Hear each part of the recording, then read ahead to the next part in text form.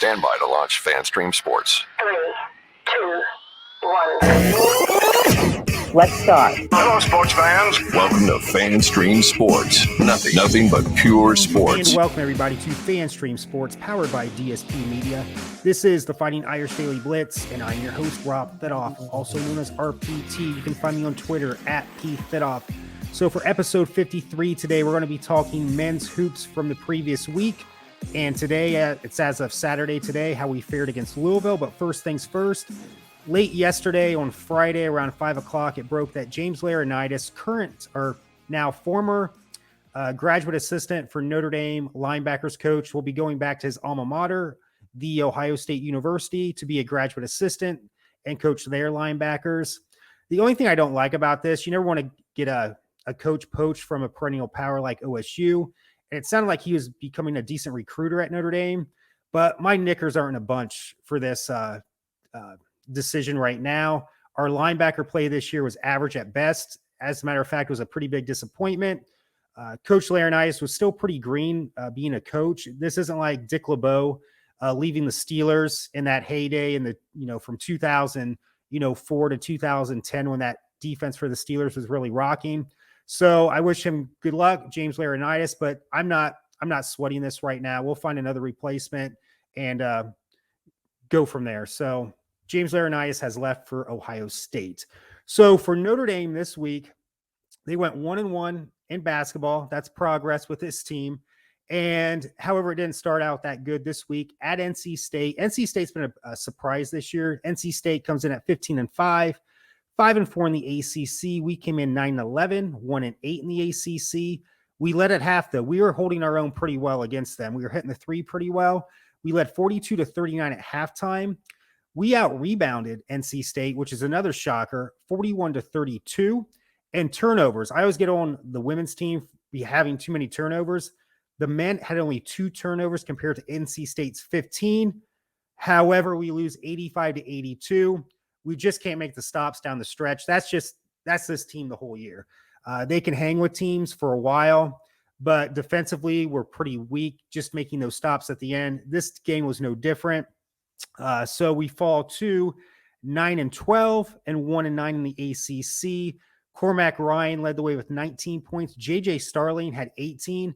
He looked really good because when NC State led by about 6 points at the end, he kept getting those quick baskets, just drive into the hole to get that quick 2 to extend the game.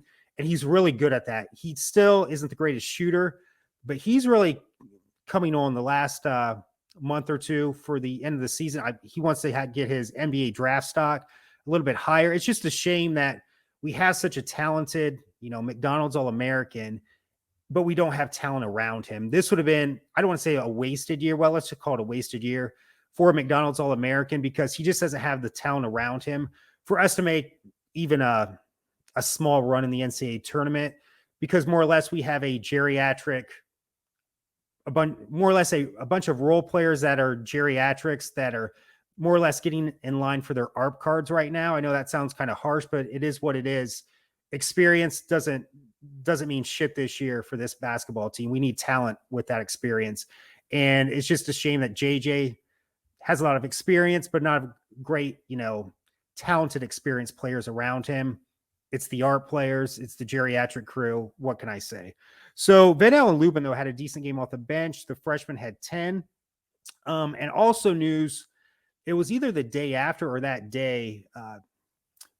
We had 3 commitments this year. They signed on the dotted line to play for Notre Dame next year. However, we already had one since Mike Bray, announced his resignation at the end of the year.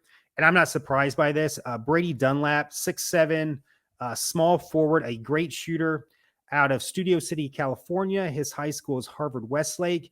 He asked for his release from the program because he said, I came to coach or to play for Mike Bray, and they granted his release. So he will not be part of the recruiting class for 2023. So far, though, still Parker Fredrickson, 6'3", another shooting guard from Bixby, Oklahoma. We actually, I hate you poached him from, I don't want to say stole because it's not really stealing, but it really is. I'll say we ended up getting him to flip from Oklahoma State to come to Notre Dame. He's still with the class so far. And then Marcus Burton, 5'10" point guard out of Mishawaka, right outside of South Bend. They're still so far coming to Notre Dame. We'll see if that happens. But realistically, I mentioned this last week too. Let's say these two signees end up saying, hey, we want to be released too. We want to play somewhere else because we wanted to play for Coach Bray. We literally could have all transfer portal guys next year for this team, which would be a first. I never thought, I know last year Texas Tech, their entire team was pretty much transfers in order to have a team. We may have to have that next year with the new coaching staff because JJ Starling's probably leaving for the NBA. And let's say he does come back for one more year, I say he probably goes to another school. And a lot of these kids that are sitting on the bench now, I see them leaving also. And then, like I said, the geriatric crew, the experienced guys, I know these are great kids, don't get me wrong, but they're very old. I'm calling them the geriatric crew right now. They're all going to be gone. So we could field all transfer portal guys and heck, watch us go to the Final Four. Of all the years that, I've just hoped for a team to go to the Final Four in my lifetime, watch a group of, just stringing up a team more or less, a playground team, picking, okay, you come here, and watch that be the most successful team Notre Dame ever has. I'm guessing that, but who's to say? I've seen stranger things happen before, so we'll see how that dynamic goes. So today, Louisville, the worst team in the ACC, however, very young, very athletic. We struggle with those teams. They come in at 2-18, 0-9 in the ACC. They have taken a dip big time since that. It's only been, I know 10 years seems like a long time, but it really isn't. That was when they won the national title. I know that title was stripped because of NCAA violations, but to me, Louisville is the 2013 national title. Reggie Bush, to me, is still the 2005 Heisman Trophy winner. You just can't erase history there. I know the NCAA tries that because they're gutless, because they're cowards. But if they really were true to their word, they would give up all the money they earned off of all those wins Louisville had for the 2013 season to win the national title and all those games Reggie Bush won for USC that the NCAA made so much money off of. Why don't you give that money back if you're going to take away the Heisman Trophy and the Louisville title? But that's a discussion for a different day. But the NCAA is a bunch of cowards. They're gutless. Enough said. So, and it's also too, it's almost the 10-year anniversary of that 5 overtime game. That's when Rick Pitino was the coach of Louisville. It was at South Bend. Notre Dame ended up winning that game. That was the last loss Louisville had that year. And then they went on that NCAA title run for 2013. But that was a great 5 overtime game. That was with Jaron Grant, Pat Connaughton. That was a really good, Eric Atkins was on that team. It wasn't we lost the first round in the NCAA tournament, but that team is looks like a national title team compared to the team this year. So this game, we started out on fire. We were up 46-24 at half. Louisville, I knew they were bad, but I thought their athleticism would give us fits, but they're worse than I thought. JJ Starling, 16 points in the first half. He ended up finished with 22. And we were up by 30 points even in the second half. Louisville goes on. We looked really good, but I think Louisville is just that bad too. At times I thought I was watching, we looked like they were making us look like the 90-91 UNLV team, the 96 Kentucky team, the 91-92 Duke teams with those Lakener, Bobby Hurley teams. We were looking that good, but then reality started to set in the second half. Louisville goes on a 14-0 run. They cut it to 14 points. However, we make a little bit of run of ourselves. We end up winning 76-62. However, I started to think if there was a team to lose a lead this big, it would be this team. But it didn't happen. We end up winning 76-62. JJ Starling, as I mentioned before, he was great. Nate Leshevsky, 22 points as well. Cormac Ryan, 11 points. Dane Goodwin had 10. And then, so Cormac Ryan, 11. Dane Goodwin, 10. Benon Lubin didn't play. I don't know if he was hurt. They didn't really mention. He was on the sidelines. I know he's struggled with some injuries lately.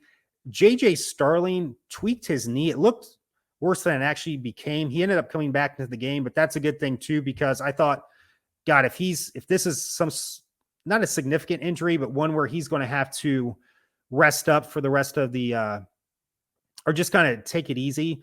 he may not play the rest of the year because why risk your NBA stock there? So we end up going, we're now 10-12, 2-9 in the ACC. And here's the thing, we break a 4-game losing streak as well. We have 9 games left. And this would be something, but it's not impossible, but it's probably not probable, if that makes sense. So 9 games left. If we can go 6-3 in those games, because yes, this is right. Yeah, if we go 6-3, I just calculated this. We finished 16-15.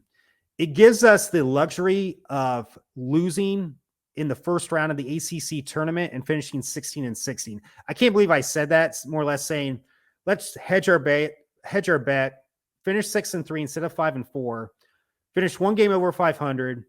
Who cares if we lose in the first round of the ACC tournament? Yes, that's bad, but finish 16-16. I got to think if we just finish 500, we're going into we'll go to the NIT tournament because Notre Dame, that's going to be somewhat of I want to say a big draw, but ESPN will probably milk that for what it's worth to say, hey, Notre Dame is going to make because I think ESPN has the contract pretty much for all the NIT games, or at least most of them. Okay, this is Mike Bray's last run, Notre Dame 16-16, and really roll with that. And Notre Dame could, they're going to, even though it's not football, I think that could be kind of a ratings draw. But at the same time, I think too, yes, if we make the NIT, I could see us going far if we get into a rhythm, but I can see us losing to a mid-major in the first round at Notre Dame too, on our home court. So we'll see how that happens, but that's I know this season's been shitty. Let's just put it that way. But if you want to look forward to something, we got 9 games left now. February, we have 7, 2 in March. Let's just go 6-3, finish 16-15. We don't have to care we don't care if we even win a game in the ACC tournament and we finish 16-16. We're probably going to the NIT, and who knows?